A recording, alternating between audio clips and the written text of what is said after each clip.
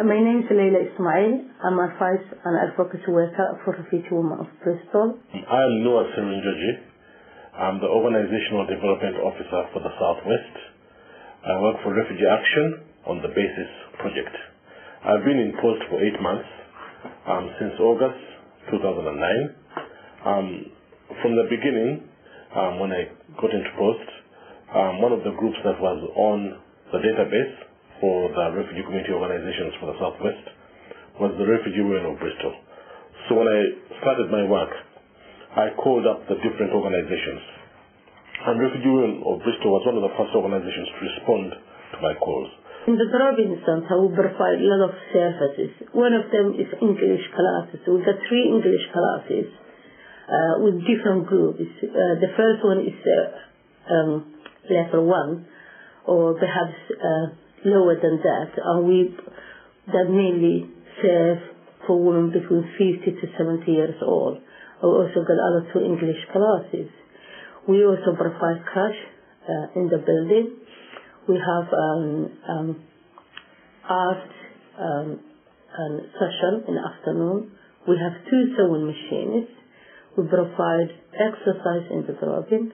We also work with the Red Cross, who comes and provide massage therapy, and we also provide advice and advocacy in the drop-in.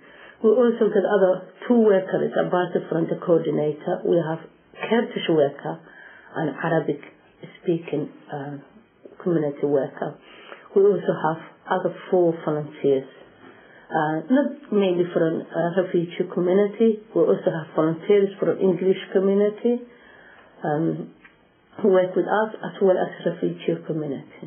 I met with Hazel Stark, who is the coordinator stroke manager for the group, and I introduced myself and offered to provide capacity building support to the Refugee Women of Bristol. She accepted this offer, and really from the get-go we established a very good working relationship. Around the time Refugee Women of Bristol was preparing for its AGM, annual general meeting, and I think in the month of September or October they had an AGM where they elected a new management committee. I was fortunate enough to be invited for the AGM, and I was taken aback by the incredible energy I saw from the members, from the outgoing committee, the incoming members. It was a very well attended meeting, very well organized at the Drop-in Center Community Hall off Stapleton Road, and I knew that I was fortunate enough to be working with this group. My name is Najat. I've been with Refugee Women of Bristol for about 3 years. This year I was elected to be the chair of Refugee Women. I was quite delighted. I chosen to be the chair because I was one of the oldest members, and I always wanted to support this organization. That's why I joined them in the first beginning. So this was an opportunity, and I was quite delighted. A lot of people wanted me to be the chair. When we approached the BASIS project, was because we had unsuccessful funding. So Noah was the person who worked along with us. He'd been working along with Hazel a lot to get fundraising and successful funding, and even helped us as a charity, because we're not a charity, but just now a few months ago we are a registered charity, which is really good. We're really pleased with that. We had some difficulties, but he was the person who was supporting us through all this paperwork and process. And through him as well we had 2 major funding, so we can cover it for the whole next year as well. So we're really pleased with that. And all this happened just recently now, so and Noah as well offered us a lot of support with the management committee, because we're quite new. So the first training is going to be now in April, but he's going to be training us to how to manage and what needs we need, and what courses we can do. So he's going to be doing some of the courses with us, and he works along Hazel a lot as well to make sure she's doing the right papers to send them out. And Hazel's training the management committee as well. We got a fundraising committee that wherever she's been trained, she passed it on to the management committee. The work that I'm engaged with Refugee Women of Bristol is on a number of levels. and generally supporting them build up their overall capacity, the way they run the organization, the way they manage their affairs.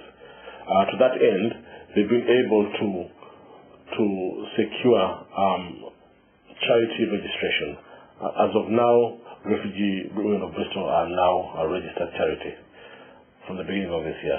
They're still awaiting their charity number, but I believe that it will come through. I've also been supporting them with fundraising. They've been able, with my support, working with the chair, they've been able to raise funds from the Hilden Charitable Fund and the HCD Memorial. I think altogether close to £10,000. They secured 4,500 from the Hilden Charitable Fund and 5,000 from HCD Memorial. So they've been very fortunate in that respect. More importantly, they've also got a number of other funding applications which are in the pipeline, which are coming through. Today we have about 60 women coming to the Darwin. Their nationality are from Somali community, Sudanese, Iraqi, Turkish, and Afghanistan, and Iran, and Africa, somewhere Libya, Kenya, Tanzania, and Senegal. And I can't remember, too many of them. But last time we counted was 18 nationalities. It's an organization that is run by women, by refugee women, with the support of a few English nationals, also women. So it's a very well-run organization, but they're true to their roots. One of the projects, we provide workshops of mental health and counseling and healthy eating and exercise and fitness. We also work with other organizations, national organizations. One of them is called Forward.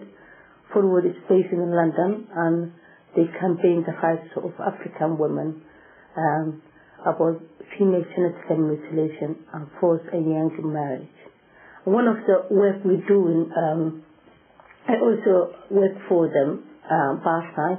I coordinate Bristol broadcast, which has been funded by Bristol DCT, and we create awareness of female genital mutilation.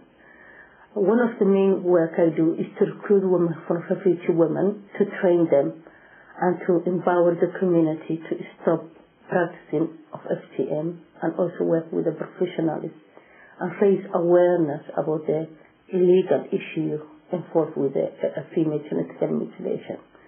And as the summer approaching, we have a summer campaign which we launch in early May until June, and we hope a member of the community will take part of marching the center of Bristol and then showing their support of stopping the practice here and in Africa. The only thing about refugee women is only based on refugee women, and it's only a women's group. And the other thing is, we've got people work for refugee women as well, and all of them being members of the refugee women. And whenever we have a vacancy, this is the first people comes along and they can apply for it, and they get the opportunity to have the first job with us. And at the same time, to be able to provide volunteer work for the women from refugee background, asylum seekers. And the other thing as well is that we provide is the management committee, and to be a member from Refugee Women and then go on to be to have the taste to be a member of a management committee. And a lot of people never been in a management committee, even myself before. So they gave the opportunity to be on there, and you can always see that there's a chance not just for you to take. You can provide, or you can always learn new things, and you can go on in life, to pick up other things and even build up confidence, self-confidence. Because a lot of people don't think themselves being sitting and meeting and making decisions, on behalf of other people. But I think it's a good opportunity to what we have now. And then in the future, hopefully we're going to have 2 more days as a drop-in, because it's getting another demand now. So hopefully if we can get more funding, we're going to get another day to have a drop-in, to have more computer courses, and then have there's other things they want to do as well, other courses maybe to help them to do that. So hopefully, I hope this organisation is going to be up and running, and because we've been up and running for 8 years, so hopefully we're going to grow stronger and then continue for the job we're doing, because there's a big demand, and I think where we are now is really good, and hopefully with Nuwas and basis the help and support, we're going to get even stronger